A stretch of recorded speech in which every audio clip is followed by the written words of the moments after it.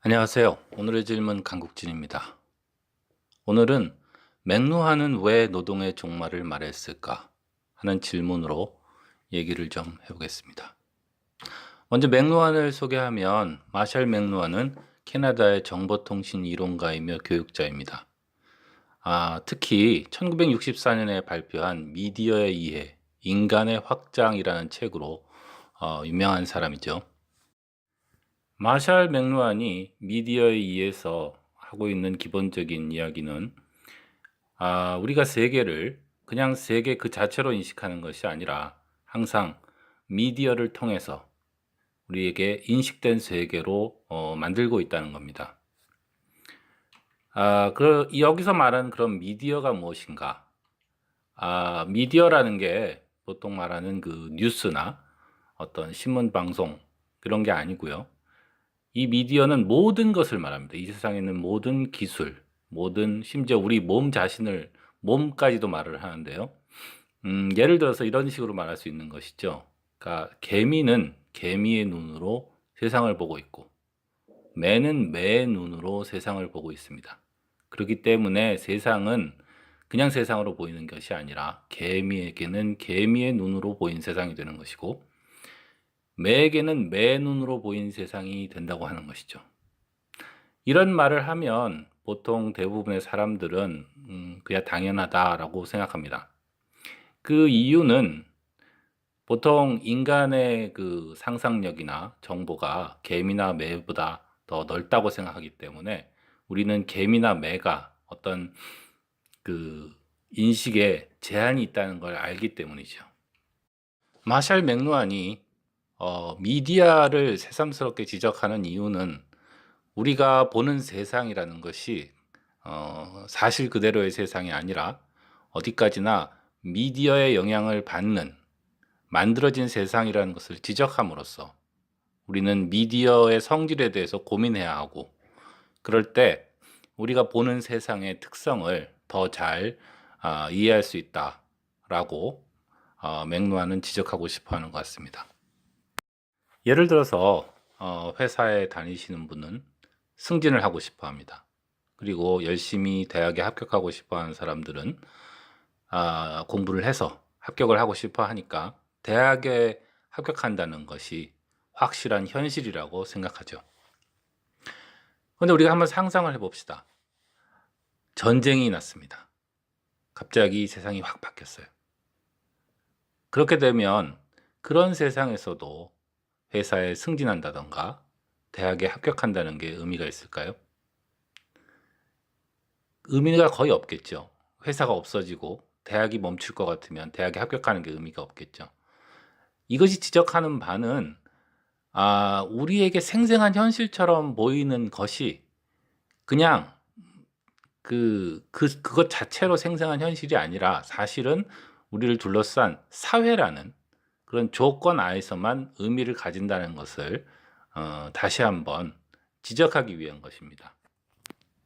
우리는 미디어를 통해서 세상을 보고 또 우리 자신을 봅니다.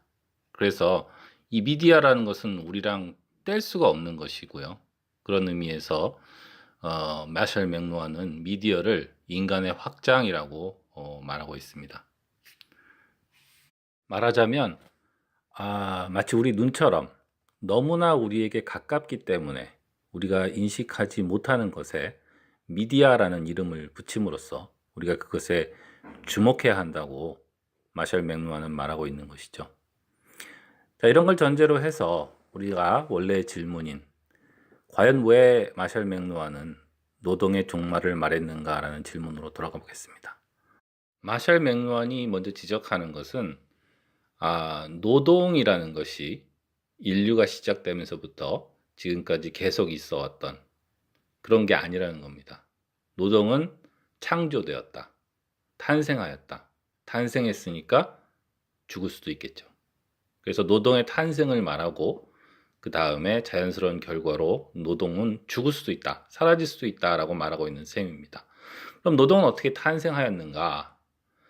마샬 맥루한의 설명에 따르면 노동은 돈의 보편적인 사용과 함께 탄생했다고 합니다. 다시 말해서 우리의 모든 행동은 다 노동이 아닌데 그 중에서 교환의 가치가 있는 행동은 노동이라고 부르고 그 다음에 교환을 할 수가 없는 어떤 개인적인 것, 개인적인 가치가 있는 행동은 노동이 아니라고 부른다는 것이죠. 돈의 보편적 사용과 함께 노동도 교환을 할 수가 있게 되었습니다. 그래서 돈은 농부의 일을 이발사, 의사, 엔지니어 혹은 배관공의 일로 번역하는 도구가 되었습니다. 그래서 이런 교환의 도구가 없었던, 다시 말해서 돈이 널리 쓰이지 않던 시절에는 노동이란 존재하지 않았다는 것이죠. 그래서 모든 사람들이 자기 모든 일에 관련되는 일을 하는 그런 상황에서는 노동이란 존재하지 않았다는 겁니다. 예를 들어서 밥을 먹는 건 밥을 먹지 않으면 죽지만 보통 노동으로 여겨지지 않지요. 아이들에게 밥을 주는 것은 노동일까요, 아닐까요? 만약에 그 중요한 것이 그 밥을 주는 것이라면 그것은 노동이라고 할 수 있습니다. 왜냐하면 다른 사람이 그 사람을 대체할 수 있으니까요. 그런데 아이들이 부모가 주는 음식과 함께 그 부모의 사랑을 느끼고 싶다라고 하면 그것은 대체될 수 있는 일이 아니죠. 그럴 때 그것은 노동이라고 부를 수 없는 일이 되는 겁니다. 그런데 돈이 보편적으로 사용되어지고 자본주의가 발달하면서 그것을 편리하게 느낀 사람들이 점점 더 많은 일들을 다 노동으로 생각하기 시작했습니다. 그래서 이제는 너무나 그 돈과 자본주의에 익숙해져서 우리는 이 세상의 모든 것이 다 노동이라고 생각할 정도에 이르게 된 것이죠. 마샬 맥루한은 이러한 현실이 전기 시대에 무력화되고 미디어가 변하면서 노동의 개념도 사라질 거라고 주장했습니다. 다시 말하면 돈은 전기 시대에 무력화되고 즉각적인 소통이 가능한 전기 시대에는 보편성이 줄어들고 세상은 다시 국지적이 된다는 겁니다. 그렇게 되면 보편 타당한, 그러니까 널리 교환 가능한 의미의 노동은 사라지고 우리는 다시 노동 없는 세계에 살게 된다는 것이죠. 마샬 맥루한은 그 미디어의 이해를 1964년에 발표했습니다. 과연 마샬 맥루한이 옳을까요? 우리 모두가 지금 노동에 짓눌려서 힘들게 사니까 마샬 맥루한의 예언은 완전히 틀린 게 아닐까요? 그런데 최근 데이터 자본주의라는 책이 나왔습니다. 근데 이 빅토 마이어 쉔게르거와 토마스 랑게가 쓴 이 책의 기본적 메시지는 이렇습니다. 여태까지 자본주의의 핵심은 돈이었다는 겁니다. 교환 수단으로서의 돈이 자본주의의 핵심이었는데 그것이 바로 컴퓨터 통신, 인터넷 같은 것이 발달하면서 데이터로 대체된다는 것이죠. 그게 무슨 뜻이냐면 돈이라는 것은 1차원적인 가치 판단이었는데 이제 데이터가 훨씬 더 빨리 왔다 갔다 함으로써 돈을 뛰어넘는, 그러니까 더 이상 돈으로서는 그 가치를 잴 수 없는 그런 그 자본주의를 우리가 가지게 된다는 겁니다, 앞으로. 그래서 이 저자들은 미래 인간 노동의 핵심은 고용을 해체하는 것이며 기업과 정부는 이를 위해 부분적인 기본소득을 활성화시킬 필요가 있다라고 주장한다고 합니다. 다른 책도 있습니다. 이거는 저번에 소개드린 책인데요. 테일러 피어슨이 쓴 직업의 종말이라는 책도 있는데 테일러 피어슨은 이 책에서 직업이라는 게 사라지고 있다.